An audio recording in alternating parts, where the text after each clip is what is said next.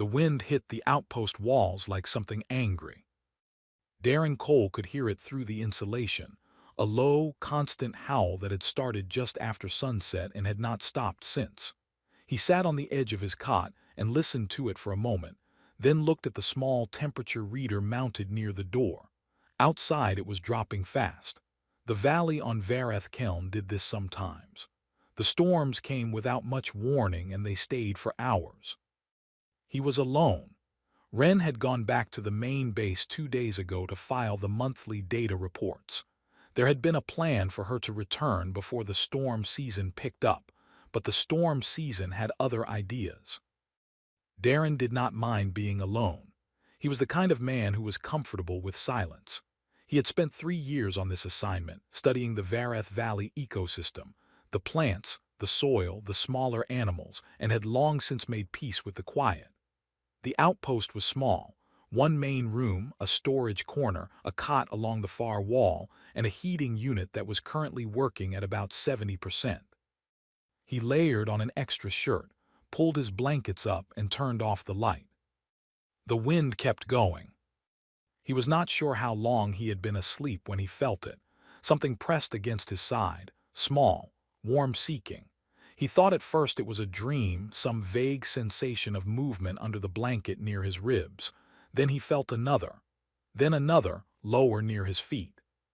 He went still. His eyes opened slowly in the dark. He did not move. He lay there and counted the small pressures against his body at his side, near his knee, curled against the back of his calf, pressing into the space behind his knees. At least 5, maybe 6, small, light, trembling. He reached slowly toward the shelf beside his cot and found his handheld light. He turned it on at the lowest setting, pointed it downward, and lifted the edge of the blanket with great care. 6 pairs of eyes looked back at him. They were tiny. Each one was no bigger than a house cat, pale scales still soft at the edges, not yet hardened into the overlapping armor that adult Vareth wore. Their horns were small nubs. Their wings were folded flat against their backs, thin as paper, the membrane still semi-translucent. Their eyes were large and pale gold and caught the light and held it. They were shaking. Darren knew what they were. He had seen adult Vareth from a distance many times over 3 years, large, proud, cold-weather predators who tolerated the human outpost at the valleys, edged the way a river tolerates a stone in its path. He had never been closer than 200 meters to one. He had certainly never been in a position like this. He turned the light off slowly. He lay still in the dark and thought about it. The nest. He had noted it in his survey logs 2 weeks ago, a Vareth nesting site about 60 meters from the outpost, tucked under an overhang of dark rock near the base of the slope. He had kept his distance and logged it and left it alone. But the storm tonight had changed the drainage patterns in the valley. He had seen that kind of flash flooding once before, 3 seasons back. The overhang would not have been enough shelter. The nest would have flooded. The hatchlings had gone looking for warmth. His outpost was the closest source. There was a gap in the lower wall panel near the storage corner. He had been meaning to seal it for months. They had found it. He lay there in the dark with 6 trembling dragon hatchlings pressed against him and thought about what a reasonable person might do in this situation. He thought about calling Wren. He thought about the emergency contact protocol for unexpected alien fauna contact. He thought about a lot of things.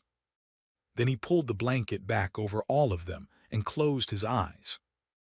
The hatchlings shifted, the trembling slowed. One of them, the one pressed against his ribs, let out a sound that was not quite a chirp and not quite a growl. Something in between, something small. Then it went quiet. The wind outside kept going. Darren kept his breathing slow and steady. He could feel the tiny heat of them building under the blanket, 6 small bodies sharing warmth with one larger one. It was not so different, he thought, from anything else that was cold and small and needed somewhere safe to stop being afraid. He did not sleep for a while. He lay there and listened to the storm and felt the small weight of them against him and thought about how strange this posting had been from the very first day. and how it kept getting stranger, and how he did not mind that even a little. At some point, the wind shifted. The worst of the storm began to move east. The temperature reader near the door stopped dropping. Darren slept. In the morning, when the pale gray light came through the outpost's one small window, all 6 of them were still there, pressed close, scales warming, eyes closed. He lay still for a long time and did not disturb them. Outside, at the edge of the tree line, something large and dark stood in the snow and watched the outpost with pale gold eyes. It had been standing there since before dawn. Sora had not moved from the tree line. She had stood there through the last hours of the storm, one injured leg held slightly off the ground, her dark scales slicked with ice melt. She had been tracking the clutch since just after midnight, the moment she returned to the nest site and found only cold water and empty stone. The scent trail had led her here, to the human structure at the valley's edge, to the place her kind had agreed to ignore the way you ignore something you do not fully understand.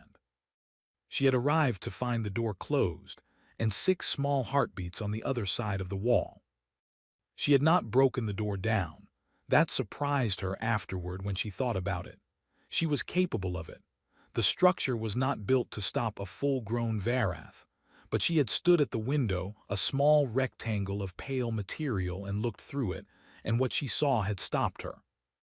The human was lying still, not moving, not touching the hatchlings with any kind of purpose, just lying there, a large, warm shape, while 6 members of her clutch pressed against him and slept without fear. She had watched for a long time. She knew humans, or she knew what Haveth's scouts had reported over the years, that they were soft-bodied, short-lived, and strange in their habits, that they cataloged things obsessively, that they kept to themselves mostly, which was the only reason the clan tolerated their presence. She had never heard of one holding a Varath hatchling. She had never heard of one being given the chance. And yet here the 6 of them were, alive, warm, breathing slowly in a pile against a creature that could have done anything it wanted with them. The light inside the structure changed. The human was awake. Sora watched him through the window. He moved slowly. Every motion was deliberate. He did not reach for any equipment. He did not make sudden sounds. He checked on each hatchling with his eyes before he did anything else, and she could see even from outside that he was counting them, making sure all 6 were accounted for. Then he got up, very carefully, and moved to the small heating unit in the corner and adjusted it upward. He was making it warmer for them.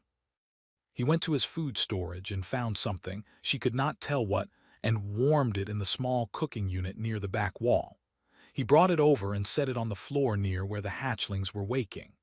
They stirred.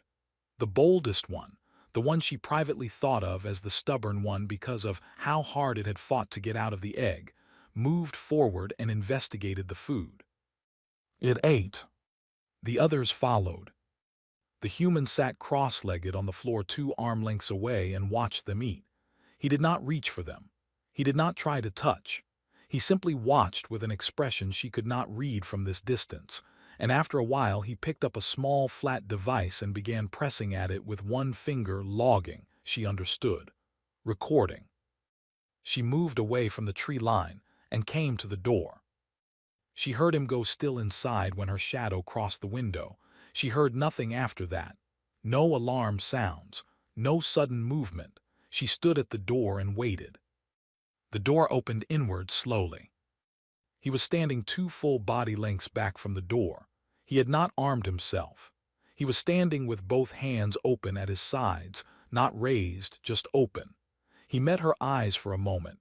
She saw no fear in them, which was unusual, and then he looked down at the hatchlings. He said something in his language. She did not understand the words, but the tone was the same tone she used when telling the clutch to come home. The hatchlings moved toward the door.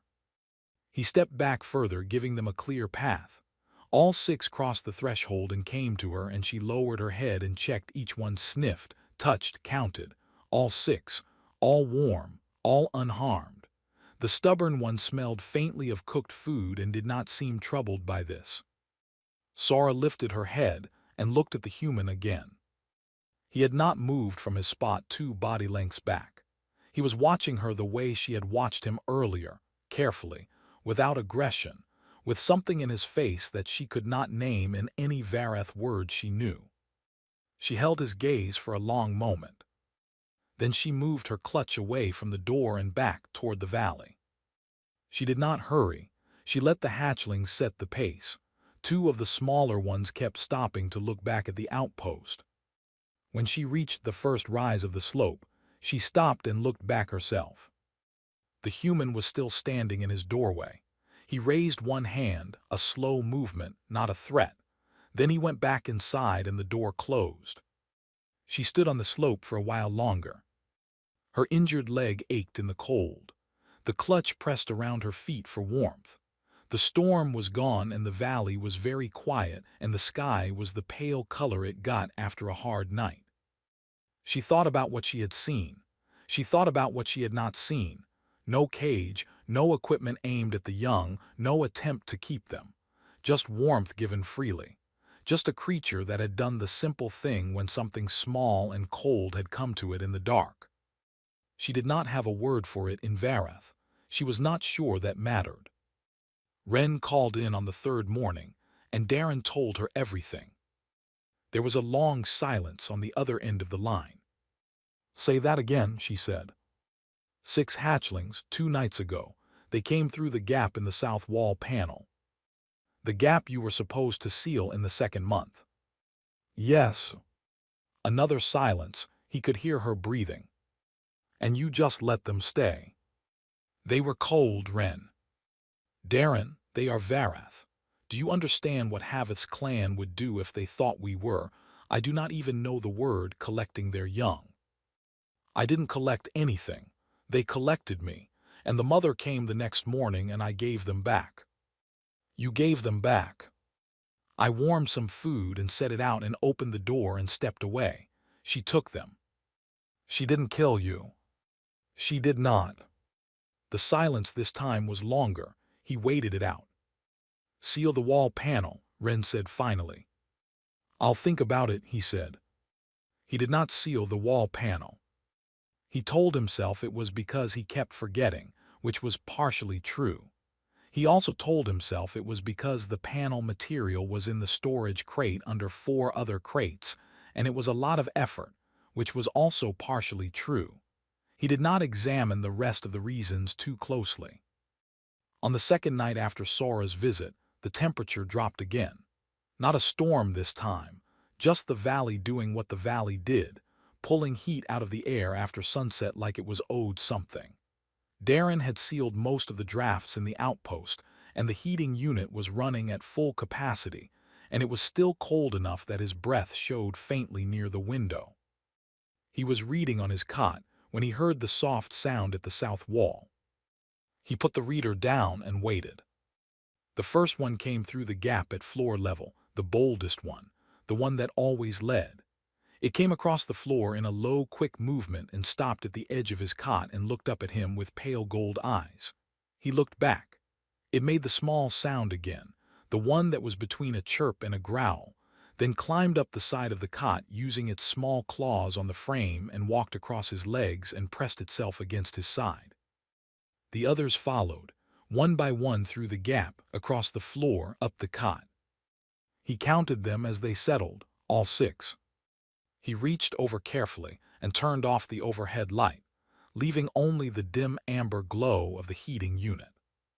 Then he heard something else, a different sound, larger, slower, just outside the door. He lay still and listened, a low exhalation, the faint scrape of scales on the step outside. He got up slowly, moving carefully so he did not disturb the hatchlings, and went to the door. He cracked it open 2 centimeters. Sora was there. She was not looking at him. She was facing outward back to the door, her dark body positioned between the outpost entrance and the open valley. She had set herself up as a windbreak or a guard. He was not entirely sure which, and he suspected it might be both. He went to the storage area and found a portion of the preserved protein pack he had been planning to use for his own meal the next day.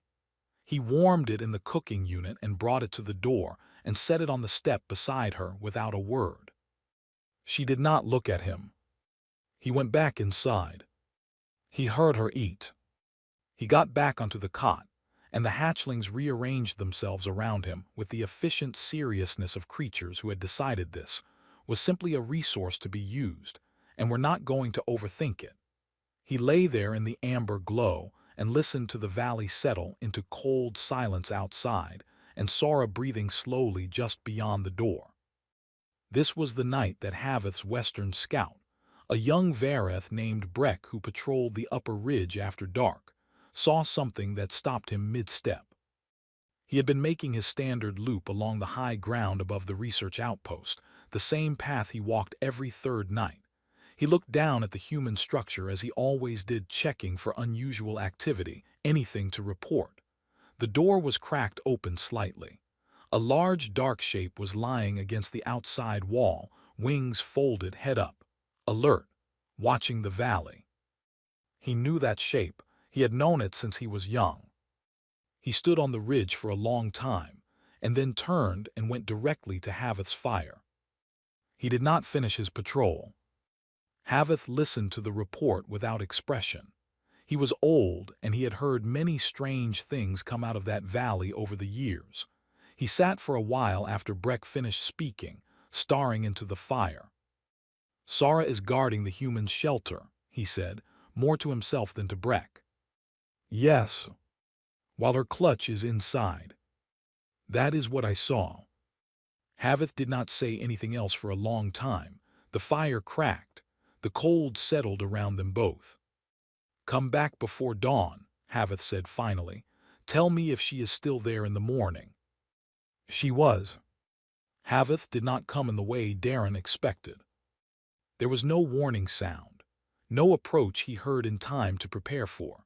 He was outside the outpost, crouched beside the south wall with the panel material finally in his hands, finally getting around to sealing the gap, when a shadow fell across him that was large enough to make the temperature around him drop. He looked up. Haveth was enormous. Darren had seen him once before, from a distance, through a scope lens, a dark shape moving along the high ridge. Up close, the full reality of him was different. Old scarring ran across the left side of his face in pale lines. His horns were full and heavy. He stood with the particular stillness of something that had never needed to move quickly to be the most dangerous thing in the space it occupied. 4 younger Vareth stood spread wide behind him. Darren stayed where he was, crouched, panel material in his hands. He did not stand up fast. He did not drop what he was holding. He looked at Haveth and waited. Haveth spoke. His Vareth was a low sound that seemed to come from somewhere deep in his chest. Darren did not understand any of it. He had a translation module inside on his desk, which was not helpful right now. "I don't have my translator," Darren said. "I'm sorry." Haveth switched to the trade language, the rough common tongue used in the valley's outer territories, which Darren had spent 2 years learning because Ren had insisted. "The hatchlings," Haveth said, "explain." "They came in during the storm," Darren said. "Their nest flooded. They found a gap in my wall and came inside for warmth. I kept them warm and returned them to their mother in the morning." "You touched them." "I didn't touch them, they touched me." Haveth's expression did not change. "There is a difference." "Yes," Darren said, "there is." One of the younger Vareth behind Haveth made a sound, low, sharp. Darren did not know what it meant. He kept his eyes on Haveth. "The hatchlings of a clan are not to be approached by outsiders," Haveth said. "This is our law. You have been told this." "I have," Darren said. "I didn't approach them. I was asleep. I followed your law. They did not." Something moved behind Haveth's eyes. Not warmth, not yet, but something. "You could have put them outside," Haveth said. "In that storm, in those temperatures," Darren looked at him steadily, "would you have put them outside?"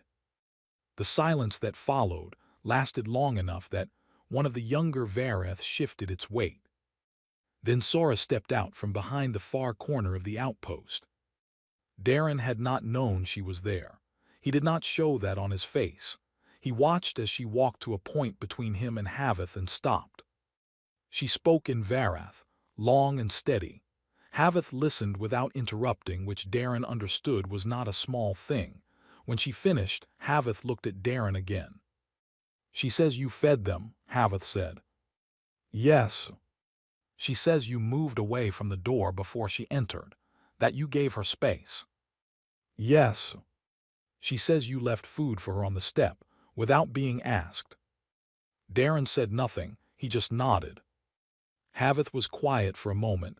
"Why did you feed her?" "She was injured. She had been standing in the cold all night guarding the outpost. She looked hungry." He paused.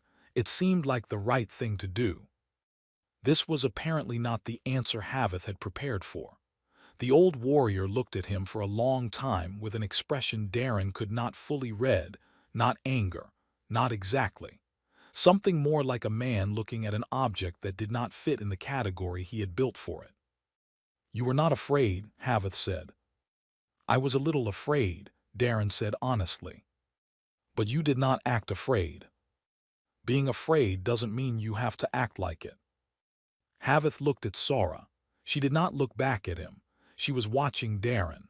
Then she lowered her head just slightly, just briefly, and turned and walked back around the corner of the outpost. Havith was quiet for a moment longer. Then he said something to the four behind him and they stepped back. Not all the way gone, but back. "The hatchlings will not return," Havith said. It was not quite a command. It was not quite an assurance. It sat somewhere in between. Darren nodded. "I understand." Havith turned to go, then he stopped. He did not turn back around. "The gap in your wall," he said. "Seal it from the outside. The inner edge catches moisture. It will rot the frame." He walked away. Darren stayed crouched beside the wall for a while after they were gone. He looked at the panel material in his hands. Then he looked at the gap. He sealed it from the outside. The frame was fine, but he sealed it from the outside anyway. That night he wrote in his log for 40 minutes and then sat for another 20 staring at what he had written. He had been on this posting for 3 years. He had cataloged plants and soil and smaller animals. He had been polite and kept his distance and followed the protocols. This was the first time he felt like he had actually learned something real about this valley. He was not entirely sure what it was yet, but it was something. 3 weeks passed, and the hatchlings did not come back through the wall. The gap was sealed now, and that was that, or so Darren told himself. He went back to his regular work: soil samples, plant surveys, temperature logs, the slow, careful documentation of a valley that had no interest in being documented. Ren returned from the main base and unpacked her things and did not ask about the dragons more than once a day, which Darren considered generous of her. The hatchlings came back in a different way. It started on the 8th day after the wall was sealed. Darren was doing a soil survey about 40 meters from the outpost when he became aware of something behind him. He turned slowly. 3 of the hatchlings were sitting in the low scrub grass about 10 meters back, watching him. They had followed him out of the outpost perimeter at some point during the past hour without him noticing. He looked at them, they looked at him. He went back to his survey. They sat in the grass and watched. This became a pattern, not every day, but often enough that Darren started accounting for it, checking behind him on his survey walks, adjusting his route slightly when the terrain made it hard for small creatures to follow. He did not approach them. He did not call to them or offer food or try to make contact. He just worked and they just watched. Ren observed this from the outpost window on the 11th day with a cup of something warm in both hands and said, "I don't know if this is wonderful or terrifying." "Both," Darren said. What Darren did not know was that the Varath elders were watching too. Havith had posted scouts after the confrontation, not to threaten the outpost, just to observe, to understand. The clan had lived in this valley for a very long time and they had developed specific beliefs about bonding. Vareth hatchlings bonded to things that were safe. It was instinct, not choice. A young Vareth that felt unsafe near something would not return to it. The clan read this the way others read maps. 6 hatchlings had returned to the human outpost twice during a storm. Then followed the human male during his daylight work without being called. This was information that the elders did not know what to do with. Haveth sat with the oldest member of the clan, a female named Vara, who had lived long enough to see 3 generations of hatchlings grow to full adult size, and told her what the scouts had reported. "They are bonding to him," Vara said. "So it appears. This has not happened before, not with an outsider." "No." Vara thought for a while. "What does the mother say?" "Sora says the human is not what she expected." "That is not very specific." "She is not a very specific speaker when it comes to humans," Haveth said. "She says he is careful, that he pays attention to small things, that he does not take more than he needs." Vara made a low sound that was not quite agreement and not quite disagreement. "Those are things you say about a good valley creature." "Yes." "You say them about good Varath." "Yes." She was quiet for a moment. "Haveth, what do you think he wants from us?" Haveth had been sitting with that question for 3 weeks. He had turned it over many times, looking for the angle, looking for the hidden purpose. He was a warrior. He understood strategy. He understood that most actions had goals behind them that were not always announced at the front. He had not found an angle. "I think," Haveth said slowly, "that he wants what he says he wants, to be here, to learn the valley, to cause no harm." Vara looked at him with old pale eyes. "That would be very unusual." "Yes," Haveth said, "it would." On the 16th day, the boldest hatchling, the one Darren privately thought of as the determined one, walked directly up to him while he was sitting outside the outpost eating his midday meal. It sat in front of him and stared at his food. He broke off a small piece of the soft pressed grain cake he was eating and held it out flat on his palm. The hatchling ate it, then it sat on his boot. He ate the rest of his meal around it. He did not make any sudden movements. He did not try to pick it up or photograph it or do anything except sit there and finish eating with a small dragon on his foot. Ren saw this from the window. She pressed her forehead against the glass. "Darren," she said through the panel speaker, "the large one on the ridge is watching." He did not look up toward the ridge. "I know," he said. Haveth stood on the high ground above the valley and watched the human sitting still with a hatchling on his foot, and felt something shift in him that he had not expected. It was not a comfortable feeling. It was the feeling of something you had decided about the world turning out to be partially wrong. He stayed on the ridge for a long time. Then he went back to the clan fire and sat with Vara again and told her what he had seen. She listened without interrupting. When he finished, she said, "You should talk to him, not as a warning, just talk." Haveth said nothing. "You are curious," Vara said. "You have been curious since the first morning Breck came back from the ridge. You are allowed to be curious, Haveth. You are old enough that no one will think less of you for it." He looked into the fire. "Tomorrow," he said. Haveth came alone. No warriors. No scouts on the ridge above. Just the old clan leader walking down from the high ground in the early morning light with his scarred face and his heavy horns, moving at a pace that was unhurried in the way that things are unhurried when they have decided something and are not going to take it back. Darren saw him coming from the outpost window. He told Ren to stay inside. She opened her mouth. He looked at her. She closed it and sat down. He went outside and waited. Haveth stopped about 3 meters away. For a long moment neither of them spoke. The valley was quiet around them. No wind. The sky was pale and high and clear. "You had a chance to study them," Haveth said. "The hatchlings. You had them alone inside your structure for an entire night. No one would have known what you did." "I would have known," Darren said. Haveth looked at him. Your kind collects information. That is why you are here. That is what your people do. You study us. You study our valley. We study a lot of things, yes. The hatchlings would have been valuable to you. Data on early Varath development, scale growth, bonding behavior, things your people have never recorded this close. Darren was quiet for a moment. Then he said, "They were 6 cold bobbies in a storm. I was the warm thing they found. That's not a research opportunity. That's just a moment. You don't take a moment like that and turn it into a transaction." Haveth's eyes moved over him slowly. A transaction. That's what it would have been. I would have gotten data. They would have gotten what? Nothing, or worse. That's not an exchange. That's just taking. Haveth was quiet for a longer time than Darren expected. Long enough that a small movement came from behind the outpost corner. The boldest hatchling, apparently having been lurking there since who knew when, came padding around and sat down between the two of them with the complete absence of self-awareness that very young things sometimes had. Both of them looked at it. It looked back at each of them in turn, and then scratched its ear with one small claw.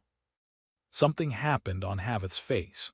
It was very brief and he controlled it quickly, but Darren saw it, a crack in the old warrior's expression, something surprised and almost warm coming through before the scar-stiff muscles pulled it back. "You said," Haveth started, then stopped. "What?" "You said it was just a moment, that you do not turn moments into transactions." He looked at Darren directly. "Most things with intelligence turn every moment into something useful to themselves. That is how things survive." "Humans do that too," Darren said.